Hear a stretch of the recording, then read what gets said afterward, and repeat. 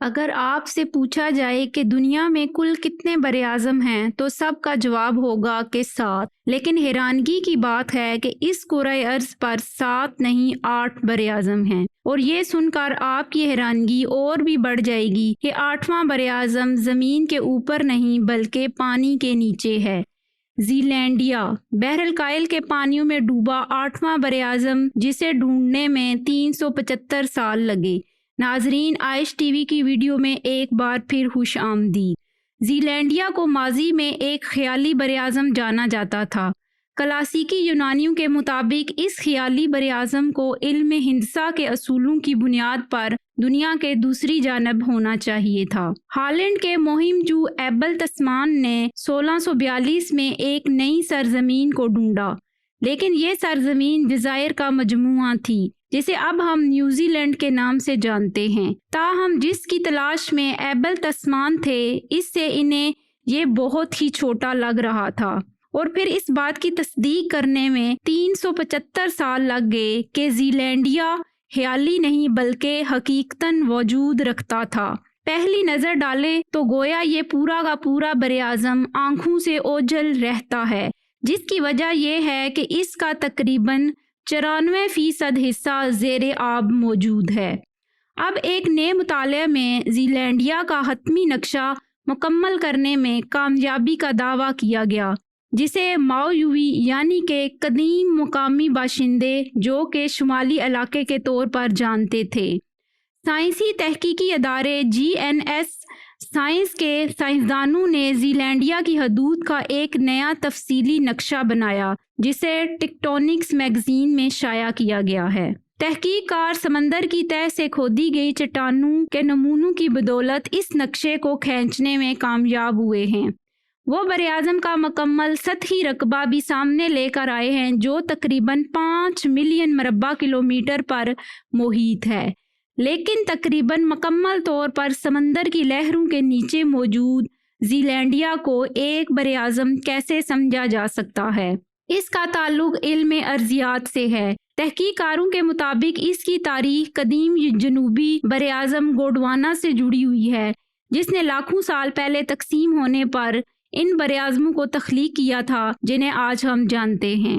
Zealandia तकरीबन 8 करोड़ साल पहले अलग हुआ था। ताहम अंटार्कटिका या ओशियाना के पड़ोस में वाक़या बरे आज़मों के बरअक्स इसका ज़्यादातर इलाका ज़ेर आब आ गया था। बरे आज़म का वाहिद हिस्सा जो सत्ता पर रह गया था वो न्यूजीलैंड के जज़ायर, न्यू कैलेडोनिया का फ्रांसीसी इलाका और जजीरे लॉर्ड हू आइलैंड और बाल्स पैरामिड के छोटे ऑस्ट्रेलियाई इलाके थे। ज़ेर आब होने की वजह से ज़ीलैंडिया का बहुत कम मुताला किया गया, जिसने इसकी शक्ल और हदूद के बारे में मुख्तलिफ तजादात को जन्म दिया। अब तक इस बरे आज़म के जनूब का नक्शा बनाया गया था। माहिरीन अर्जियात और जल्जला के माहिरीन ने जजीरे के साहिलों पर पाए जाने वाले नमूनों के साथ समंदर की तह से सुराख करके बरामद होने वाले पत्थरों के नमूनों और रेत का मुताला किया।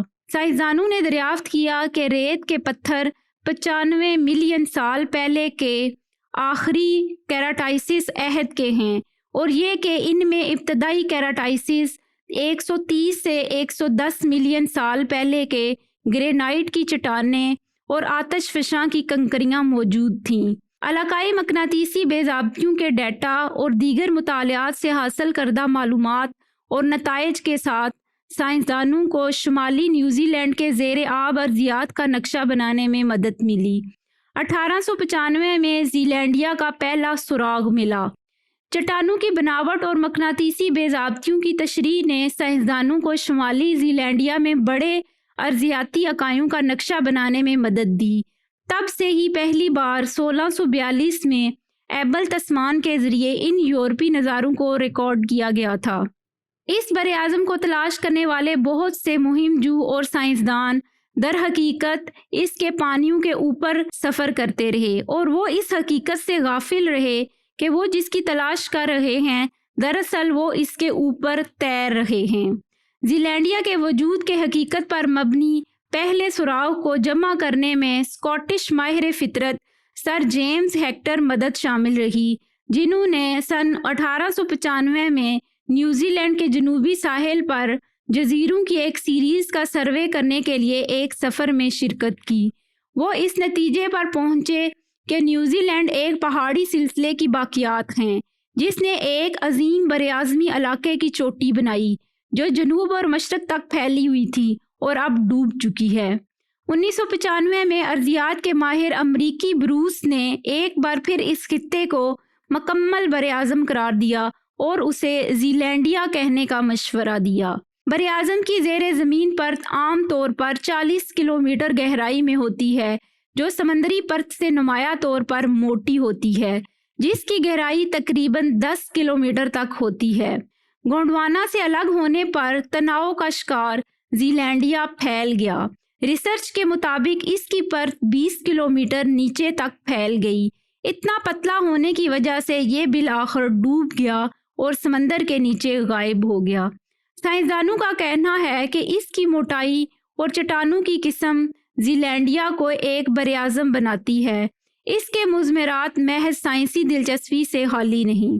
سمندر کے قانون سے متعلق اقوام متحدہ کے کنونشن میں کہا گیا ہے کہ تمام ممالک اپنے قانونی علاقوں کو اپنے خصوصی اقتصادی زون سے آگے بڑھا سکتے ہیں جو ان کے ساحلی خطوں سے 200 ناٹیکل میل 370 کلومیٹر تک پہنچتے ہیں تاکہ وہ اپنے توسیع شدہ براعظموں شیلف کا دعویٰ تمام معدنیات کے ساتھ کر سکیں اور دولت اور تیل اس میں شامل ہیں۔ اگر نیوزی لینڈ یہ ثابت کر سکے کہ وہ ایک براعظم کا حصہ ہے تو وہ اپنے علاقے میں 6 گنا اضافہ کر سکتا ہے۔ ناظرین، امید کرتی ہوں آپ کو عائش ٹی وی کی یہ ویڈیو پسند آئی ہوگی۔